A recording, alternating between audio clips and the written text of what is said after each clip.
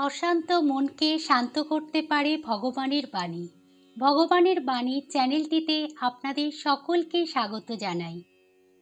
মা মা হলেন একটি পরিবারের মেরুদণ্ড। তবে অনেক সংসারে মায়েরা তার গুরুত্ব হারাচ্ছেন। মায়েরা সংসারে সর্বাপেক্ষা গুরুত্বপূর্ণ হবেন যদি মায়ের মধ্যে এই গুণগুলো থাকে। তবে মা হলে যে সর্বগুণের আধার হবে তা কিন্তু নয়। কিছু কিছু গুণ মা হওয়ার সাথে সাথে রপ্ত করতে হয়।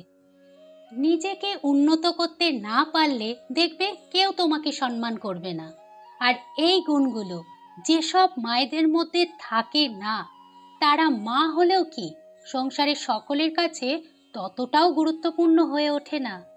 মায়ের অনুমতি ছাড়া যে সংসারে সদস্যরা একটা কাজও করে না, সেখানে দেখবে সেই মায়ের মধ্যে নিশ্চয়ই এমন কিছু বিশেষ গুণ আছে যে গুণ সকলকে সঙ্গবদ্ধ করে রেখেছে। যেখানে মায়ের কথাই শেষ কথা হয়, সেই সংসারে সকলে খুব সুখে থাকে।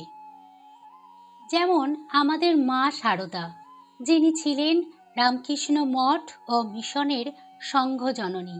তিনি গৃহস্থ হলেও ত্যাগী সন্ন্যাসীরা তাকে সংঘ জননী করেছিলেন। কেন? কি সেই গুণ যার জন্য তিনি ত্যাগী সন্ন্যাসীদের সংঘ জননী ছিলেন? শুধু কি শ্রী রামকৃষ্ণদেবের স্ত্রী ছিলেন সেই জন্য? না, জানতে হলে ভিডিওটি পুরোটি দেখুন। ভালো লাগলে লাইক, কমেন্ট ও সাবস্ক্রাইব করবেন প্লিজ। তাহলে এবার জেনে নিই মায়ের সেই গুণগুলি যার দ্বারা তিনি সকলের মা হয়ে উঠতে পেরেছিলেন, হয়ে উঠেছিলেন রক্ষাকর্ত্রী, সংঘ জননী। আমাদের সকলেরই মাথা গোঁজার একটা ঠাঁই দরকার হয়। এই মাথা গোঁজার স্থায়ী জায়গা না হলে সঠিকভাবে মনোনিবেশ করে কোনো ভালো কাজ করা যায় না। স্থায়ী বসবাসের জায়গা করে তবে মনটাকে স্থির করে যে কোনো মহৎ কর্মের উদ্দেশ্যে নিজেকে চালনা করা যায়। এই জিনিসটা মা শারদা গভীরভাবে উপলব্ধি করেছিলেন। তাই তো তিনি সর্বদা চাইতেন শ্রীরামকৃষ্ণের যুবক ত্যাগী ভক্তদের একটা স্থায়ী থাকার জায়গা হোক। শ্রীরামকৃষ্ণের মৃত্যুর পর যুবক ত্যাগী ভক্তরা এদিক ওদিক পরিব্রাজক হয়ে ঘুরে বেড়াচ্ছিলেন। সমাজের নানা প্রতিকূলতার মধ্য দিয়ে তাদেরকে কাটাতে হচ্ছিল। তবুও এই প্রতিকূলতার মধ্যে তাদের আদর্শের প্রদীপটি কিন্তু তারা জ্বালিয়ে রেখেছিলেন। এই সময় শ্রী মা ছিলেন তাদের প্রেরণা। ঠাকুরের কাছে কেঁদে কেঁদে তিনি রামকৃষ্ণ সংঘের জন্য প্রার্থনা করেছেন। তিনি কেঁদে কেঁদে বলেছেন, ঠাকুর, আমার ছেলেদের একটু মাথা রাখার জায়গা করো, দুটো খাবার সংস্থান করো। মায়ের সেই ইচ্ছা পূর্ণ হয়েছে। রামকৃষ্ণ মিশন প্রতিষ্ঠিত হয়েছে। স্বামীজির ইচ্ছাতেই তিনি ছিলেন রামকৃষ্ণ মঠ ও মিশনের রক্ষাকর্ত্রী, পালনকারিণী ও সংঘ জননী। মা সর্বদা চাইতেন সংঘের সন্ন্যাসীরা শুধু নিজেদের আধ্যাত্মিক উন্নতি নিয়েই থাকবে না, সঙ্গে জগতের কল্যাণের জন্য তারা কাজ করবে। রামকৃষ্ণ সংঘের সন্ন্যাসীদের কাছে মা শারদা কতটা যে গুরুত্বপূর্ণ ছিলেন তা আমরা বুঝতে পারি স্বামীজির একটা কথায়। একবার স্বামীজি ক্যালিফোর্নিয়ায় এক বিখ্যাত বক্তৃতায় বলেন, শ্রী রামকৃষ্ণ তার গুরুদেব, তাঁর দেহান্তের দুঃখময় দিন এসে উপস্থিত হয়। তাদের বন্ধু বান্ধব বিশেষ কেউ ছিল না, তাদের বলতে স্বামীজির। তারা মাত্র 12 জন বালক। তখন তাদের বড় বড় আদর্শের কথা লোকের কাছে বলছেন। সে কথা শুনে সকলেই উপহাস করত। উপহাস ক্রমশ বাড়তে লাগলো। তাদের উপর রীতিমতো অত্যাচারও শুরু হয়ে গেল। সেদিন তাদেরকে সহানুভূতি দেখানোর কেউ ছিল না, শুধু একজন ছাড়া।